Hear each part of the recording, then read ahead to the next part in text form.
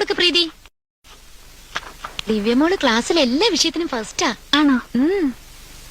വീട്ടിൽ വന്നാ പഠിക്കത്തില്ല. പക്ഷെ ഒരു കാര്യം ഒരു തവണ കേട്ടാ മതി, അപ്പൊ ബൈഹാർട്ടാവും. നല്ല ബുദ്ധിയാ. അല്ല, ഇതിലിപ്പോ അതിശയൊന്നുമില്ല. എല്ലാ ക്ലാസ്സിലും ഫസ്റ്റായിട്ടാ ഞാനും പഠിച്ചോണ്ടിരുന്നത്. ആണോ?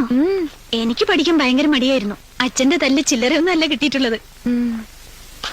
എന്റെ അച്ഛൻ എന്നെ ഒന്നും തൊട്ടിട്ട് പോലുമില്ല. പഠിത്തത്തിന് എന്തുമാത്രം സമ്മാനം എനിക്ക് കിട്ടിയിട്ടുള്ളത്. എന്നൊരു ഡോക്ടറാക്കണമെന്നായിരുന്നു അച്ഛന്റെ ആഗ്രഹം. എന്നിട്ട് ചേച്ചിക്ക് ഡോക്ടറാവാൻ ഇഷ്ടായിരുന്നില്ലേ?